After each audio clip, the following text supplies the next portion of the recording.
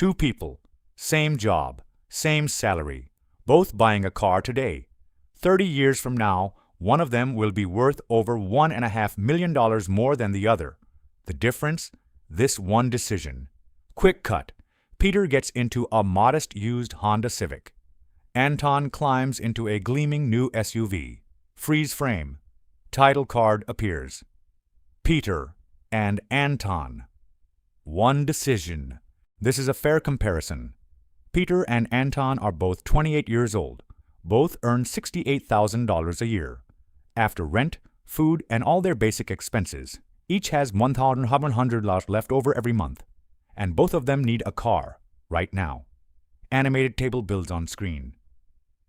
Age, 28. Annual salary, $68,000 monthly discretionary income, $1,100.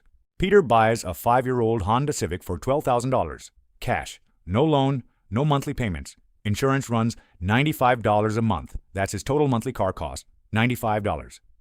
Infographic, Peter. Purchase price, $12,000. Cash. Monthly loan payment, $0 insurance, $95 month total. Monthly cost, $95. Anton buys a brand new SUV for $45 duties. He puts $5,000 down and finances $40,000 over 72 months at 7.5% interest. That's $600 a month in loan payments plus $210 for insurance. His total monthly car bill, $897. Infographic. Anton. Purchase price, $45,000 down payment, $5,000 loan, $40,000, 72 months, 7.5%. APR monthly payment, $687 insurance, $210 month. Total monthly cost, $897. The difference in monthly car costs, $897 minus $95, that's $802. That is the exact amount Peter invests every single month, $802, month after month, for 30 years straight. Animations, $800 flies out of Peter's pocket each month and lands in an investment account. Formula on screen, 802 month x12, or $9,624 extra year. Invested in an index fund at 10% NUA. But let's be completely honest about Peter's costs too. He paid $12,000 in cash. That's lost investment return, roughly $400 in year one. Add $200 a year for maintenance on a used car. His real annual cost of ownership, about $3,800.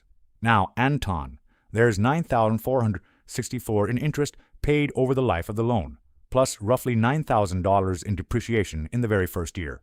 A new car loses 15 to 20% of its value the moment it leaves the lot. Anton's true first-year cost, $20,164. Comparison. Year 1. Peter's true annual cost, $3,800. Anton's true annual cost, $20,164. Year 1 gap, 16.3. But let's be completely honest about Peter's costs too. He paid $12,000 in cash. That's lost investment return, roughly $400 in year one. Add $200 a year for maintenance on a used car. His real annual cost of ownership, about $3,800. Now, Anton, there's $9,464 in interest paid over the life of the loan, plus roughly $9,000 in depreciation in the very first year. A new car loses 15 to 20% of its value the moment it leaves the lot. Anton's true first-year cost, $20,164. Comparison. Year 1. Peter's true annual cost, $3,800. Anton's true annual cost, $20,164. Year 1 gap, 16.3. Month 72, 6 years in. Anton's loan is finally paid off. You'd think now he starts investing, but no. Anton drives back to the dealership. He trades in the old SUV for $1,800 and finances a new one at $48,000. New loan, $30,000. The cycle starts over. Animation. A restart icon spins above Anton's silhouette as he holds new keys. This is the auto loan trap. You never escape it because you've come to see the monthly payment as a permanent fixture of life. Year 10. Peter replaces his aging Honda. He picks up a 7-year-old Toyota Camry for $11,500. Cash. No loan. His monthly investment contribution barely changes. Peter's portfolio at year 10. $163,000 Anton's portfolio at year 10. $0, $163,000 versus 0. 10 years in. From a single decision. 30 years later. Peter is 58. Anton is 58. Peter opens his brokerage app. Close-up of phone screen. The number $1,710,000. $1,710,000. Over those same 30 years, Anton paid $95 in depreciation and $22 in interest across his rotating car loans. His investment account, 0. Final comparison. Peter, $1,710,000 in investments. Anton, $0 in investments. $117 paid above vehicle value. The gap, $110,000. Hold on. I'm not saying Anton is foolish.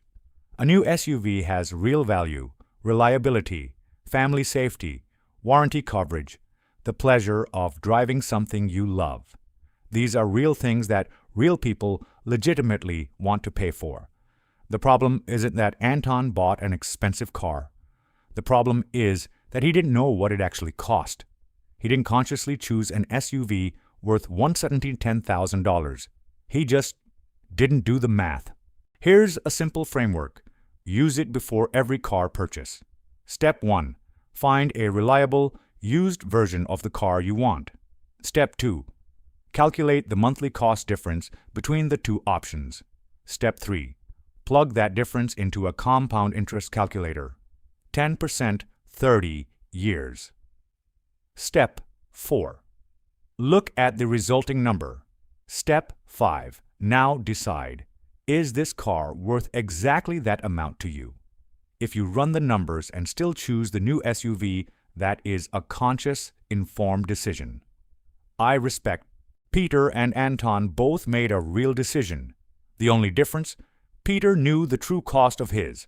Anton did not. Now you do. Next time you're standing in a dealership, do the math.